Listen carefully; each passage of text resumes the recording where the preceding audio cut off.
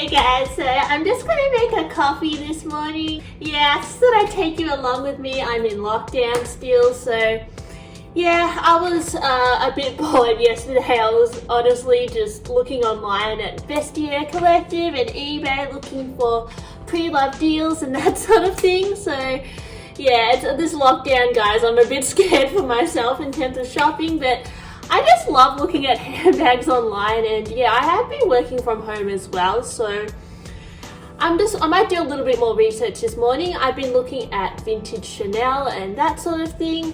I sent my 2.55 mini back to the post office yesterday. Yeah, I don't know if you guys watched my previous video, but I had a bit of a problem with the stitching. So yeah, because hopefully I'll get my refund soon, I can buy another bag, but I shouldn't even really be buying a bag. I don't know why. I think because it's just like a thing to distract myself basically, and I just really like researching bags anyway, so who knows if I'll buy anything. But yeah, guys, I'm going to talk about vintage Chanel bags today. And, you know, let me know in the comments, is there some vintage Chanel bags you've been looking for or searching for on the pre-love market? I feel like especially with lockdown, everyone is just snapping them up lately, and especially because like I feel like Chanel, they're really inspired by like some of their 90s kind of pieces anyway, and you may as well just buy a vintage Chanel bag if you want the original thing. Although I will say, guys, I would only buy a vintage Chanel bag if it's an absolute deal, because you know, sometimes vintage Chanel bags, they can look quite saggy, they can look quite tired and old and scratched up, and I don't think you should be paying almost retail for stuff like that, like even if it is the 24 karat gold hardware and that sort of thing. I think with vintage, I would only buy vintage if it's an absolute deal. Then you can kind of justify it, but I don't know, people who are spending, you know, $6,000 for a vintage piece, I mean, I can kind of understand it because it is a little bit a part of history as well, but I don't know, it's just annoying. I just don't want to spend too much money basically. So yeah, let me know, guys, where do you buy your vintage bags if you do collect vintage Chanel?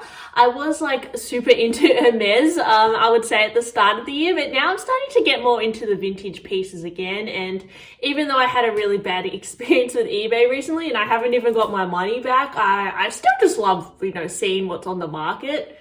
So anyway, guys, let's make a coffee. See, really, like, don't follow my diet, guys. Like, I'm not a dietitian, but this is how I make coffee. I'll get maple syrup, just really unhealthy.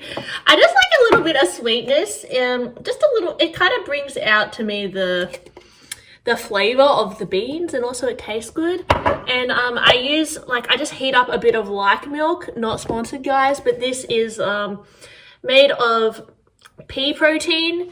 I don't really drink cow's milk. It kind of makes me feel sick anyway, but I tend to have like almond milk or like milk, which is just, I don't know, if I go out, I'll have almond milk, but I just like try an alternative milk. So this actually has like, apparently, you know, it gives me my calcium and some protein. So there's that. But yeah, as I said, I'm not a dietitian, so I don't know if this is the healthiest milk choice, but I just put a little bit in here, and usually you can use the milk frother to heat it up, but I actually just put it in the microwave because I'm lazy, so we'll just do that in there. And then, guys, I just get kind of like a little cup like this. This is like a very Italiano style, and I have my I have a coffee grinder just over here just to grind the beans. And I just get my thingy, and I like to use a double shot, and we'll grind that up. And this is just how my dad taught me to make coffee. I don't actually know if this is a really good way, but I just tap it. So it's supposed to be like to there, and then you have to use the stamper. So this is the stamper to press it down. Needs a bit more coffee, I think. So, like, you need it to be like just on the line, basically. And then I put it in this bit. And then you gotta just press the button.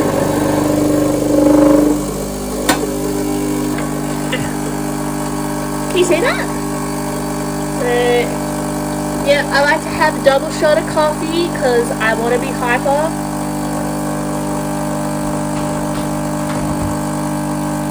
It's kind of inspired by Jerusha Couture with this coffee making kind of a vibe, so yeah, just turn that off and let me just get my milk. I'll just show you what else I add to my milk. It's kind of random. Well, that's the tapper. Oh guys, so after you've made the shot of coffee, I just get this thing and it will come out like a little cake of coffee, and then you just give it a clean. Hey guys, I filmed some footage before, but I filmed it in HDR and I don't know what happened. So I'm going to just go film that again because I look like an alien. Like, I don't get it.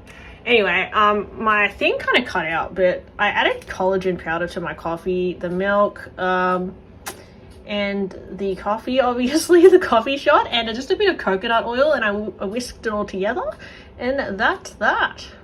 Been looking at vintage Chanel bags recently, and there are a few styles that I want to talk about today which have caught my interest, and let me know if you like them or if they're things that you've been kind of on the lookout for as well. I must say I really enjoy the hunt of vintage Chanel bags. I think that's more the fun of it, trying to find some gems, a needle in a haystack. And I did have a bad experience on eBay recently, so I am wary. I honestly would probably prefer to only buy from Japanese sellers. The only problem with that is that I have to pay taxes on things that come from overseas, so that's why I usually like buying things within Australia. But obviously, guys, I don't trust many Australian sellers as much on eBay. And in Japan, they're a little bit more, I guess, strict with their quality and, authenticity as well.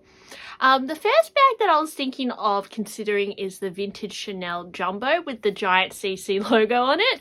I think a lot of vloggers and bloggers have been talking about this bag lately. This was something that I was looking at a few years ago, and they used to be really good prices. I'm talking less than a mini. And now, guys, I think the price of them have really skyrocketed because a lot of people love that really rich gold hardware. And also I feel like the 90s are coming back, and definitely if you watch Chanel runway shows from the 90s, you kind of just want that whole vibe. And the thing that I don't love about it is, honestly, I love the whole bag, but I know that I probably wouldn't wear it because it is just such a massive boxy bag, and the CC logo is just such a statement. And I feel like I'm too short to pull off this bag, honestly. It looks great on the runway models, but this bag is just such an in-your-face, and that real like in-your-face 90s like kind of garish Chanel, which is really cool. And obviously the quality on these bags are also really kind of, I guess you can really feel the quality in them. I would say on these bags, the only way you can really get a deal I've noticed recently is if you get one in patent leather. They tend to sell for a lot less. But I would say with vintage Chanel patent leather, I would be a little bit aware that there were going to be some flaws with it. So I did actually previously have a vintage Chanel patent bucket bag, and it had kind of a bit of areas that were a little bit sticky, even cracking. And these are things that you really cannot restore or repair. And that is why patent leather on the vintage pre-love market is usually listed for less, because there are just parts of it that just are not repairable. And if that annoys you, I wouldn't honestly recommend patent leather. It did annoy me a little bit, which is why I sold that bag. I'm going to go for a vintage jumbo. Definitely, if you find one for a deal, I'd snap it up, even just for like a minor investment. I feel like you could flip it for more later. It's definitely something that people collect. And genuinely the caviar leather ones sell for a lot more. So, and there are commonly you can find them in the black, but you can even get some real unicorn colors like red and pink and that sort of thing. So the vintage Chanel Jumbo, it's definitely, I think, something that some people are trying to kind of snap up and collect now because they are becoming rarer to find.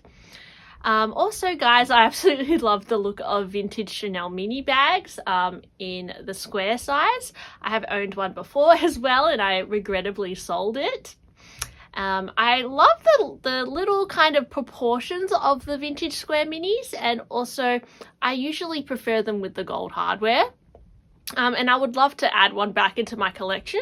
The one that I had wasn't actually really vintage. It was from about 2004. So I'd love to add a little mini bag from maybe the 90s.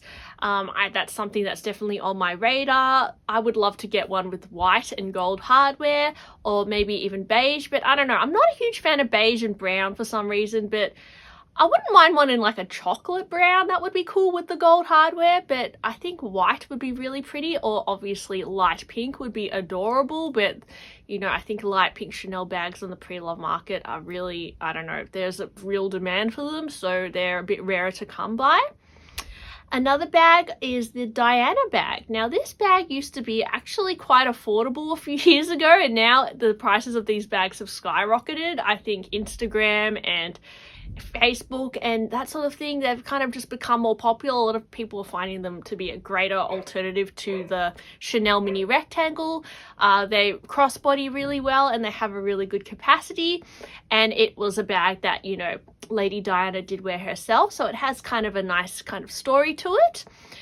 The good thing about these bags is that they also have that rich gold hardware, which a lot of people crave these days. And yeah, the Diana bag, I would love to add one to my collection as well. Probably in that white gold combination. I just think that's really like classic and just reminds me of like 90s Chanel, but would be open to like a black. I think that would just be nice to have and collect, but I already have like a black rectangular mini, and I don't know if it's necessary for me to add another black Chanel bag, even though they're kind of different. And finally, guys, I would absolutely love to get a Chanel vintage backpack from the 90s. So they are really expensive on the pre-love market. They didn't used to be this expensive, especially the Duma style.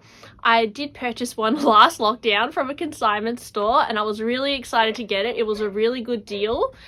It was in a little bit of a state though, so I actually asked the bag spa, the consignment store, if they could take it to the bag spa before sending it to me. And then I would pay for the repair. And when they took it to the bag spa, actually, they wanted to restore the whole thing, and apparently some of the hardware on that bag was actually fake hardware and some of it was real. I believe one of the CC turn locks was authentic and one had been replaced with some non-Chanel hardware, so it had seemed like this bag had actually been worked on before. And yeah, basically it was kind of half real, half fake, and you know, the consignment store said they could refund me, which I was very happy about. I'm glad that I did take it to the bag spa, because I probably wouldn't have realized that. I mean, maybe I would have. I mean, the CC turn lock, yeah, it's something when you see it in real life, you kind of see whether it may be authentic or not, but that is a risk of buying pre-loved vintage Chanel as well. There are a lot of kind of bags that have been bag sparred on the pre-love market, and you don't know what extent they have been altered.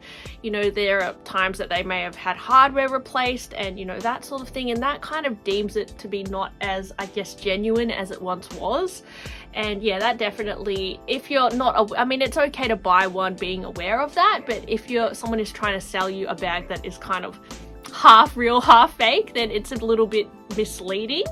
So yeah, that is why I would often, I don't know, I would be more kind of tempted to buy something from a Japanese seller, but I don't know, it's really hard to find deals lately. So anyway, guys, I've been doing some research, and yeah, would you like me to kind of invest my money in more vintage Chanel, or are you guys into more like Louis Vuitton? Let me know, because I love collecting both, and I would still really like that heart-shaped bag from Louis Vuitton, but recently I've just been really into like looking at vintage Chanel. I think because of the lockdown, I just love finding gems. So yeah, anyway guys, thanks for watching my video, and I'll see you next time. Bye!